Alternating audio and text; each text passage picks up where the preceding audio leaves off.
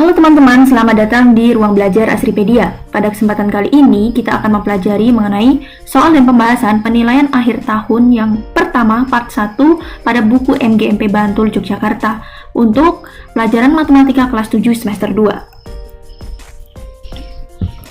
Sebelumnya, perkenalkan dengan saya Kak Asri Fatun Agustini. Saya seorang pengajar matematika di Ruang Guru. Materi penilaian akhir tahun matematika kelas 7 terdiri dari perbandingan, kemudian materi yang kedua aritmetika sosial, kemudian yang ketiga ada garis dan sudut.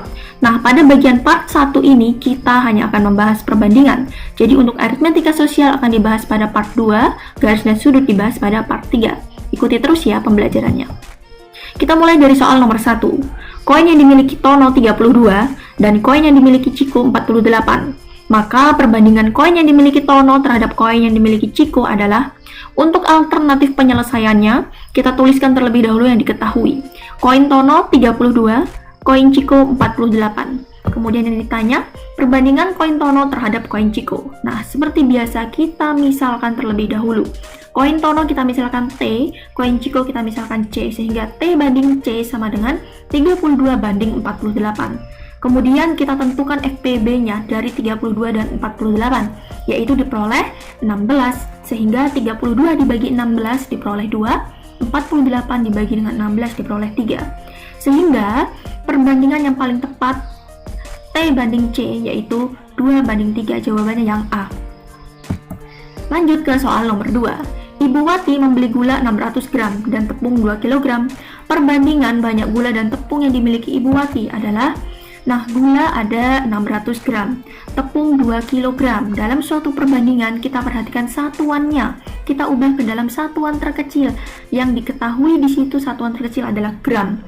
Berarti 2 kg kita ubah ke dalam satuan gram, yaitu kita kali dengan 1000. 2 dikali 1000 diperoleh 2000 gram.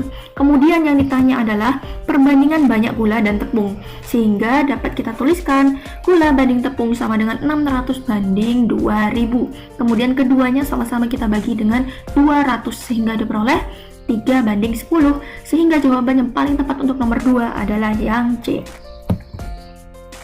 Selanjutnya ke soal nomor 3. Aris mengendarai sepeda motor menempuh jarak 63 km dengan menghabiskan 3 liter bensin. Jika Aris mempunyai 7 liter bensin, maka jarak yang dapat ditempuh oleh Aris adalah, nah, kita tuliskan terlebih dahulu yang diketahui. 63 km membutuhkan bensin 3 liter. Nah, kalau bensinnya 7 liter, menurut teman-teman berapa kilometer ya? Nah, kita sambil membayangkan, sambil kita pikirkan, kira-kira kalau bensinnya semakin banyak, jarak tempuhnya semakin jauh nggak ya? Nah, kalau semakin jauh artinya soal ini merupakan soal perbandingan senilai. Sehingga yang ditanya tadi adalah jarak yang dapat ditempuh Aris gitu ya. Sehingga jawabannya X kilometer per 63 km sama dengan 7 liter dibagi 3 liter. Sehingga untuk mengetahui jarak tempuhnya kita dapat menghitung 7 liter dibagi 3 liter dikali 63. Diperoleh 147 km. Sehingga jawabannya paling tepat yaitu yang B. Selanjutnya ke soal nomor 4. Bu Patmi dapat menjahit 50 kemeja selama 20 hari. Suatu hari Bu Patmi mendapatkan order 75 kemeja. Waktu yang dibutuhkan Bu Patmi untuk menyelesaikan orderan adalah, kita tuliskan terlebih dahulu ya yang diketahui. 50 kemeja itu ternyata dapat dikerjakan selama 20 hari. Kemudian kalau 75 kemeja kira-kira dapat diselesaikan berapa hari ya? Nah, menurut teman-teman, waktu yang dibutuhkan itu semakin lama atau tidak? Jika waktu yang dibutuhkan semakin lama karena jumlah kemejanya pun semakin banyak, itu artinya soal ini pun merupakan soal perbandingan senilai. Sehingga 75 dibagi 50 sama dengan X per 20. Sehingga X sama dengan 20 dikali 75 per 50. Jawabannya yaitu 30 hari, yaitu yang B. Selanjutnya ke soal nomor 5. Seorang kontraktor memperkerjakan 12 orang untuk menyelesaikan bangunan jembatan selama 3 bulan. Jika kontraktor tersebut memperkerjakan 18 orang, maka waktu yang dibutuhkan untuk menyelesaikan jembatan adalah, nah, alternatif penyelesaiannya kita gunakan perbandingan berbalik nilai ya. Kenapa? Karena jika jumlah kontraktornya semakin banyak, waktu yang dibutuhkan akan semakin singkat. Sehingga kita tuliskan A kali 18 orang sama dengan 12 kali 3 bulan. Nah, untuk mengetahui berapa banyak waktu waktu yang diperlukan kita hitung 12 orang kali 3 bulan dibagi 18, sehingga jawabannya adalah 2 bulan. Jawabannya yaitu yang C. Lanjut ke soal nomor 6. Jarak Bogor-Jakarta 60 km. Pada peta ternyata jaraknya 3 cm. Skala peta tersebut adalah, alternatif penyelesaiannya seperti biasa. Teman-teman, analisa terlebih dahulu apa yang dapat diketahui dari soal tersebut. Jarak sebenarnya diketahui 60 km. Untuk mencari skala perlu teman-teman ubah menjadi satuan cm ya, karena jarak pada petanya juga satuan cm. 60 km ke cm, kira-kira turun berapa tangga tuh? Ternyata turunnya sebanyak 5 tangga. Itu artinya kita kali dengan 100.000 ya, sehingga 60 kali 100.000 diperoleh 6 juta cm. Dan jarak pada peta yaitu 3 cm. Yang ditanya skala pada peta. Skala itu diperoleh dengan cara jarak pada peta dibagi dengan jarak sebenarnya. 3 dibagi dengan 6 juta. Atau 3 banding 6 juta, sehingga keduanya sama-sama kita bagi dengan angka terkecilnya dari jarak pada peta.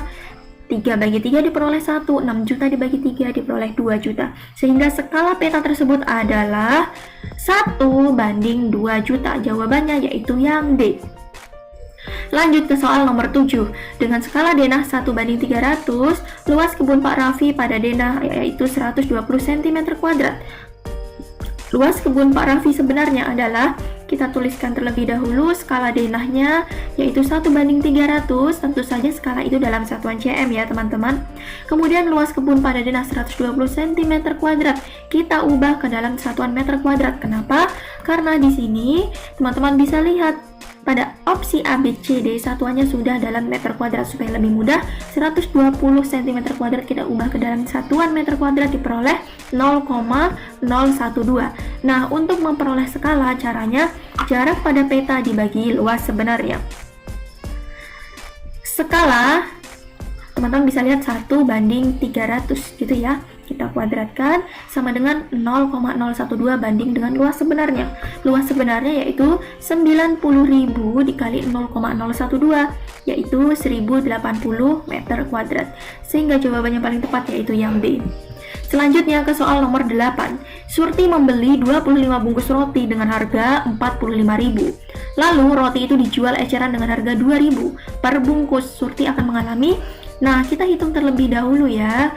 Harga jualnya diperoleh 2.000 per bungkus. Kemudian harga belinya dari yang diketahui bahwa 25 bungkus itu dibeli seharga 45.000. Berarti harga beli per bungkus yaitu 45.000 dibagi 25 diperoleh 1.800. Nah, jika harga jual lebih besar dari harga beli, maka artinya Bu Surti mengalami keuntungan.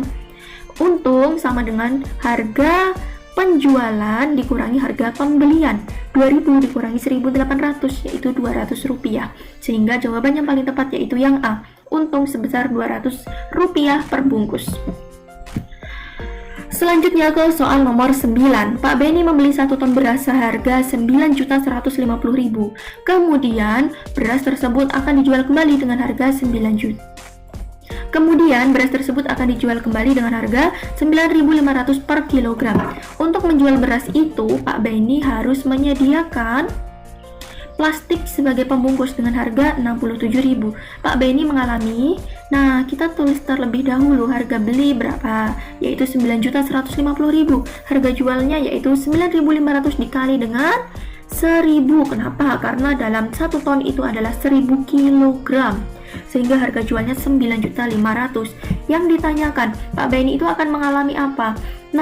Kita hitung harga jual dikurangi harga beli dikurangi harga plastiknya.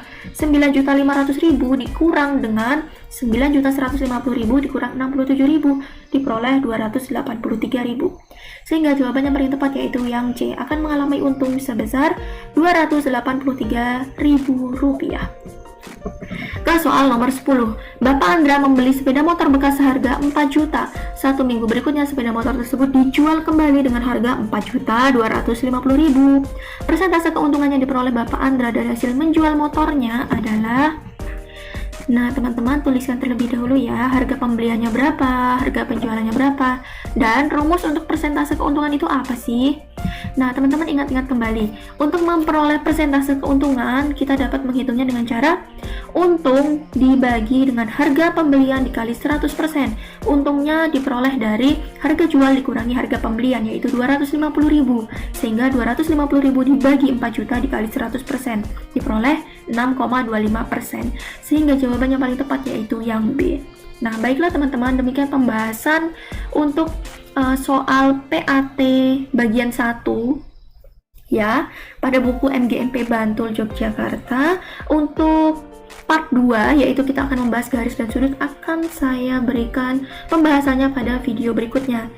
Baiklah, demikian yang dapat saya sampaikan. Terima kasih atas perhatiannya. Apabila terdapat kesalahan dalam penyampaian saya, mohon maaf. Apabila kalian menyukai video ini, jangan lupa untuk like, subscribe untuk mengikuti update terbaru bagian part 2 dan part 3. Saya akhiri. Wassalamualaikum warahmatullahi wabarakatuh. Semangat belajar ya.